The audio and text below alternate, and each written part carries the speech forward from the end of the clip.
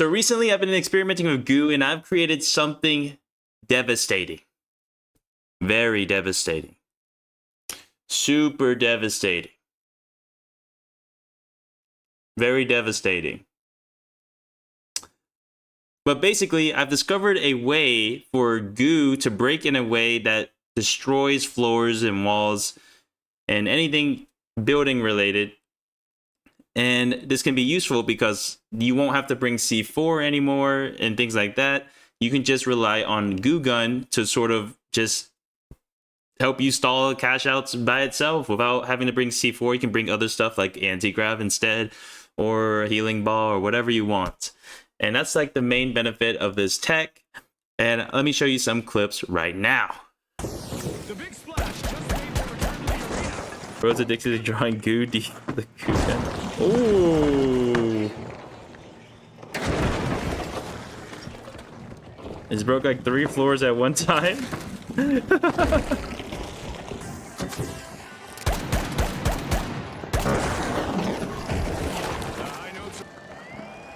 Uh-oh. Nice. Bro, the goat is here. Don't worry. Oh, what's that up? Wait, no, actually, I was like, gotta go. C4. Oh. So how do we do this tech? Well, I'm gonna show you that right now. To really To really understand how to do this tech, you have to understand the principles. So basically, when you have a goo, you place a goo on any wall or floor, that goo sort of like interacts with the wall and floor and like sort of goes through it, and it sort of like expands inside of the wall. And when you break it, nothing really happens. But what happens if you have goo that's on the goo, particularly, like if you have goo, like multiple goos on the goo blob that's connected to the wall or floor, what happens?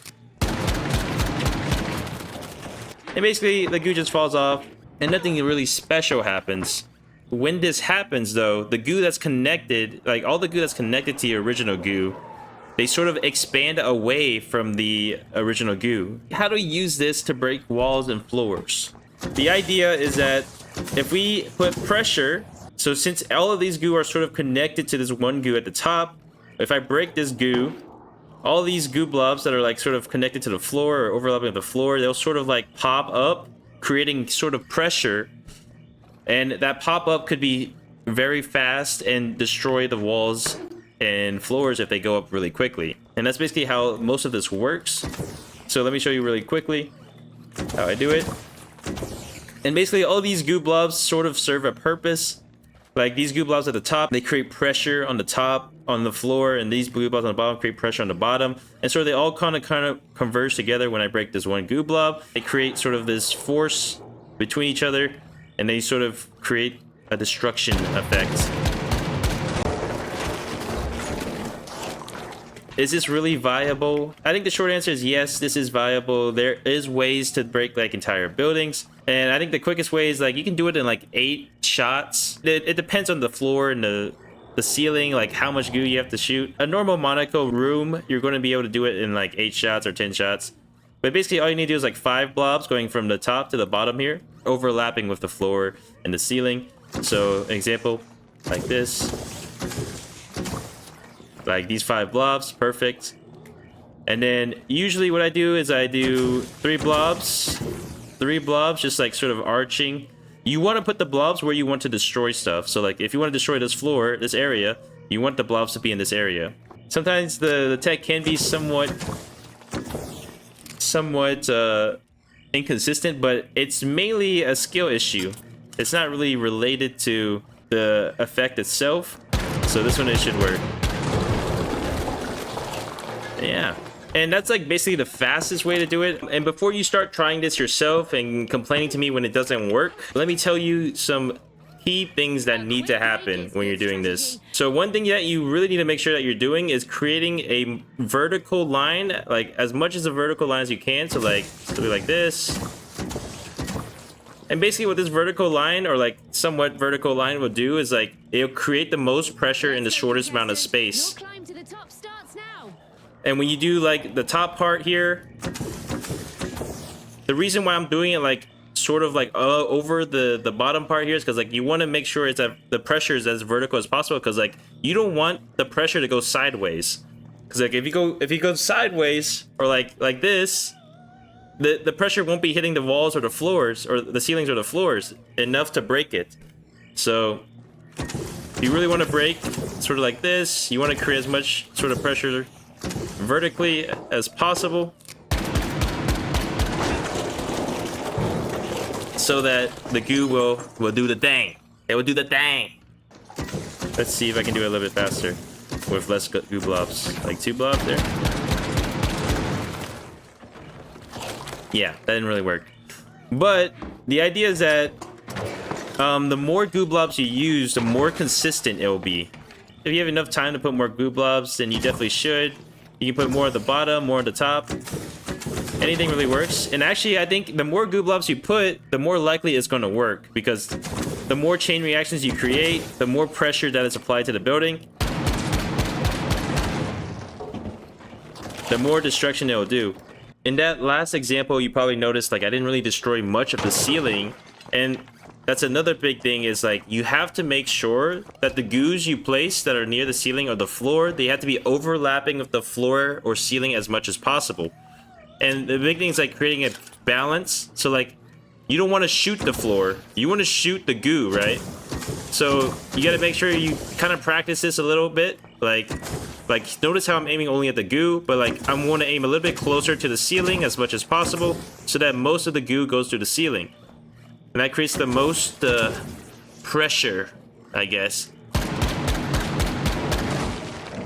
And this pressure will make sure like the more that the goo is touching the floor or the ceiling, the more that it's going to push against that floor and ceiling. So you might be wondering, how do I destroy entire buildings? Oh, it's really easy. You just do the same thing you've been doing. A base like that, and then you just start spamming the goo from the top. It's just going everywhere. You want to make sure it like hits the roof or wall even just a little bit. And you want to, if whatever building you want to break, bro, you can break like every building here. And you might be wondering, how are you making such long goo chains without it breaking? Because it's like a goo chain limit. And that usually only applies to chains that are like going up in the air or not connected to anything else. But basically, if you want to make infinite goo chains, you want to connect it to a floor or wall in addition to the goo that you're shooting it on.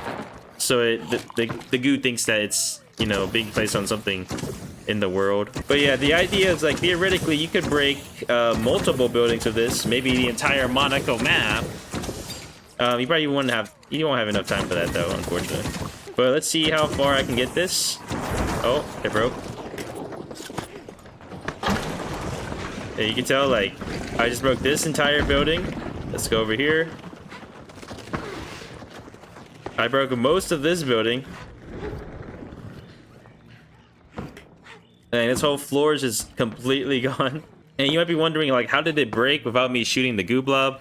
But basically, goo lasts 90 seconds or a minute and a half. Since the first goo blob I placed was the original goo blob that everything was based off of, that will break first, and basically it'll be the same as me shooting the goo blob to start the reaction. And that way you can sort of use it to your advantage. Like, if you set it up while you have a cash out going, like, it'll automatically break, like, on the last like 40 seconds or 30 seconds of the cash out. If you try this like outside or without like a building, it's kind of difficult to do. I mean, there's not really no reason to do it outside unless you like anti-grab the cash out up and you like want to put it on top of it or something like that. Like if we use this tree, for example, maybe we can do something similar. And, like if we got the cash out on top of this, maybe we can like launch it up.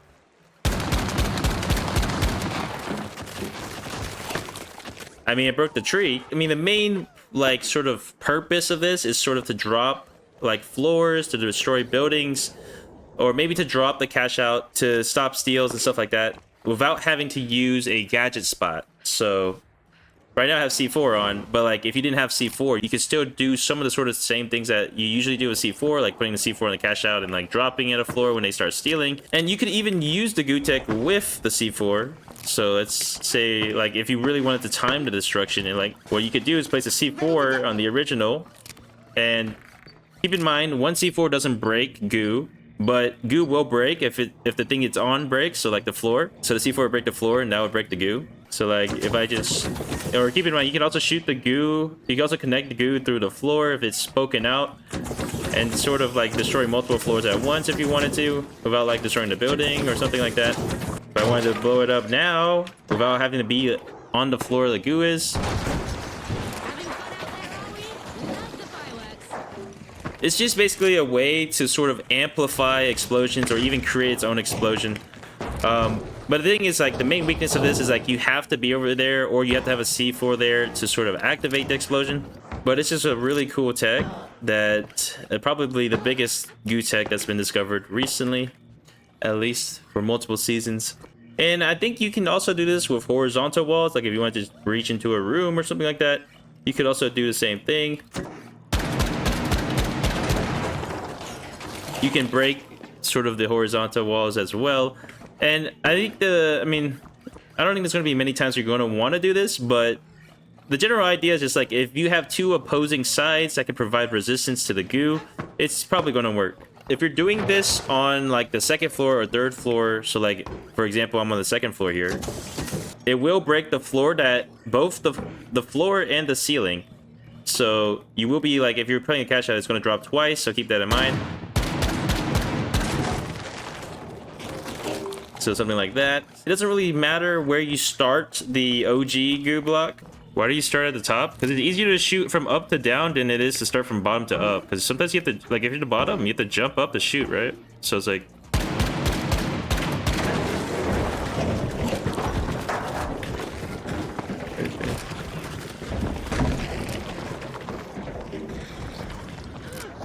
Holy moly. Some disclaimers though about the tech is that you can't really use it on Fortune Stadium, on some parts of Nozomi, and you can't use it on Cis Horizon either. And the main reason is because like some of the floors and walls are like too thick or something like that.